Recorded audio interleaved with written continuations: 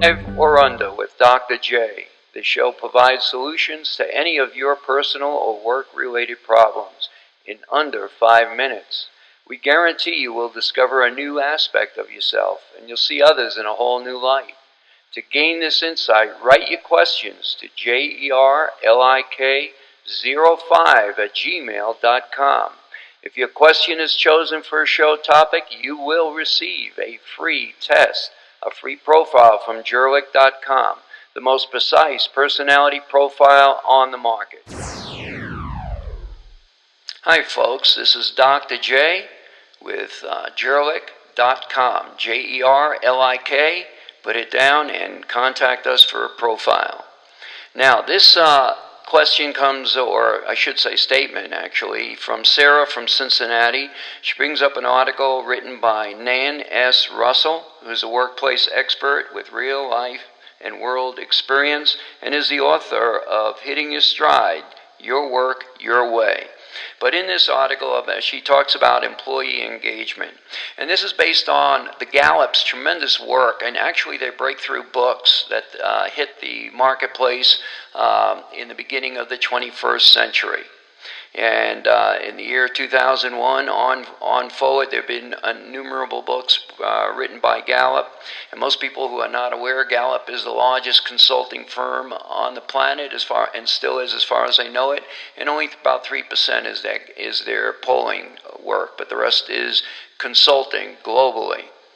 Now, one of the primary area that Gallup addresses is that 70% approximation of employees in various stages are non-engaged. How does that affect us? Well, yeah, they define work engagement as those involved enthusiastically and passionately about their work. And these are the ones who are committed to their work and who contribute and are the highest productivity and efficiency that drives the free marketplace, let's say, in this country. And when that's not operating, or anywhere it's not operating, whether within a company or within a country as a whole, then productivity and efficiency goes down, and we just waste our time. Now, how do we deal with productivity? Now, what Gallup brought up very heavily is the work of management and the work of the executives and what they need to do to, number one, discern the proper attributes and innate talents and strengths of their workers and engage their workers so that they're not pulling back.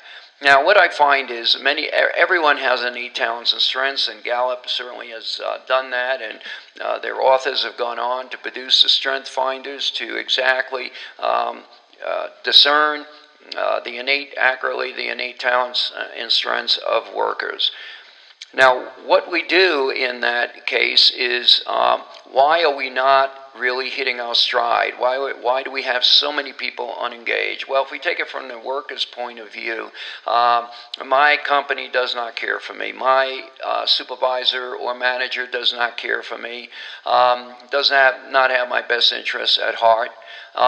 If you're from the management standpoint, I got a bunch of lazy people. I got people not operating up to their potentiality. The fact is, the buck stops here. You'll hear me say that over and over again, whether from management or whether from the employee side. Let's take it from the employee side first. Folks, if we are taking on a job, if we're committing to a contract that pays us X amount of money, whether we think we're underpaid or whether we think we're overpaid or whether we think it's just right, you have to have a servant mind. We have to have a mind that I'm here to contribute. As long as I'm here, as long as I'm in this contract until I terminate the contract or my employer terminates the contract, I have to focus on I am a servant. And that will be under all conditions. In many ways, we're like soldiers that go out. When a soldier signs up for the military force, he says he really commits to combat, verbally and really internally, but nobody knows what that's like until they're thrown in it. And the conditions, the weather conditions, and whether they have the proper weaponry to take it, whether they have the manpower to take it, all goes out the window at that point. You have to operate with what you've got and make the most of it, and you must succeed. Well, that's how we have to begin in the workplace, because if we don't have that kind of mentality, that's why we fail. Whatever the conditions are, I am the servant. I am here to make my boss look good. I am here to make this company look good. And I've got to do everything in my power. And if I'm short in the resources I need, you know the old expression, if you've got lemons, you make lemonade. You figure out a way to make it shine. And folks, that is where it's missing. And I think we're going to, we may take this up again, we'll see. But folks, the answers always are, and it's the same for management, folks. If you're listening and you're a manager in this situation, you got to understand the buck stops here too. You've got to find a way that you're going to engage your employee. I don't care what it looks like, what you think that person is. You build it with accountability, and you build it with expectations, and you work with them until you have exactly how that's going to happen. So folks, enjoy you listening to us, and we look forward to being with you again. Take care.